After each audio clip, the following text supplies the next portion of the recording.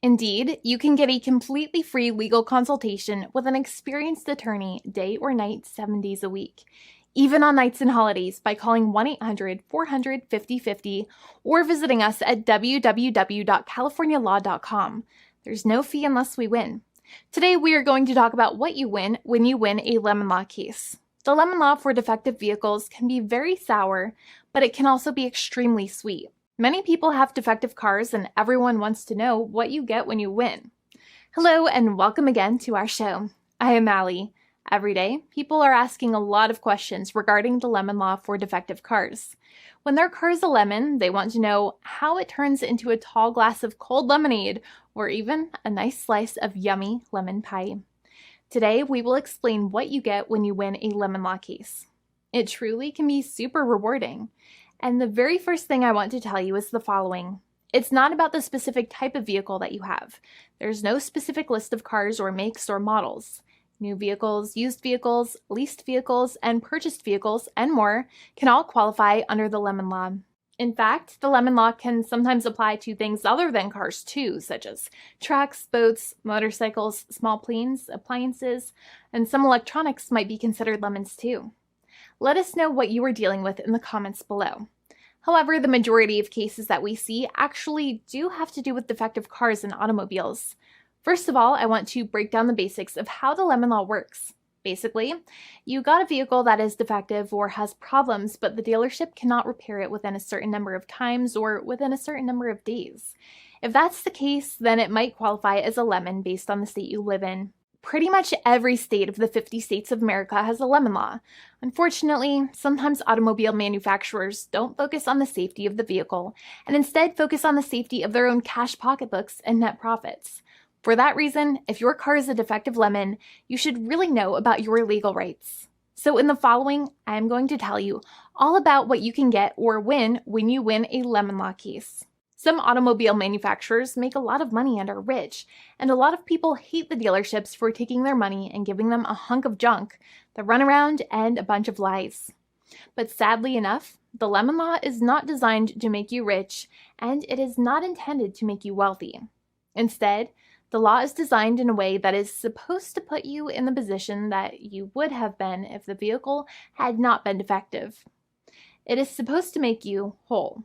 Even if you spent $60,000 or $70,000 on the car to fix up the car and spice it up, you still might not get that money back. It really depends. Even though the dealership might have lied to you, given you the runaround, and then failed to do their part. That's why it is important to give them the lemon drop down. By winning lemon law cases, consumers are really making the road a safer place for all drivers and pedestrians by making automobile manufacturers care more about consumer safety. Now, what you get when you win a lemon law case usually comes down to one of three possible options or remedies. Option 1 is that they might provide you with a replacement vehicle. Option 2 is that they might offer you a refund or what is called a lemon law buyback. Options 3, I will discuss option 3 a little later on in this video, and it is an important option you should know about as well with some real lemon juice. So let's start with the first remedy. Option 1 is that they can provide you with a replacement vehicle, which means you can basically trade your car in for a different vehicle, but there are some important things you should know about this option. The replacement vehicle should be a vehicle of similar value. The replacement vehicle should usually also be a vehicle from the same manufacturer with similar MSRP cost.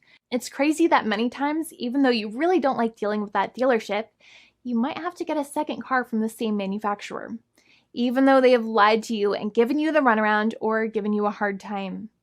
But there is another option with this as well, because year after year, the cost of vehicles might go up and the new vehicle might cost more. That price jump can make it difficult to get a car with the same MSRP price. Even though your car was a lemon, you might still have to pay that extra cost for the new and now more expensive vehicle. Thankfully, there is option 2, which allows you to get a refund through a lemon law buyback. But one of the problems with a buyback is that sometimes you might have to have a trade-in vehicle, and you might have still been required to pay more money on that trade-in vehicle. And when you got your new car, the dealership might have rolled over the amount you still were supposed to pay on your previous vehicle into the calculation of your new vehicle. In other words, you might have been upside down on the finances of your new vehicle. So sometimes you need to pay for that difference in order to get out of the car. And a lot of people find it extremely weird that they have to pay money in order to get out of the defective vehicle. But many times that's how it works. Now, in a lemon law buyback, if you get a lemon law buyback, you usually get back what you paid. You may have bought the vehicle in a one lump sum all at once, or you more than likely had a finance or lease plan. What you usually get back is the money that you actually paid. Your hard-earned money that actually left your pocket and went straight into the pockets of the manufacturers. So think about it for a second and try to calculate about how much you paid.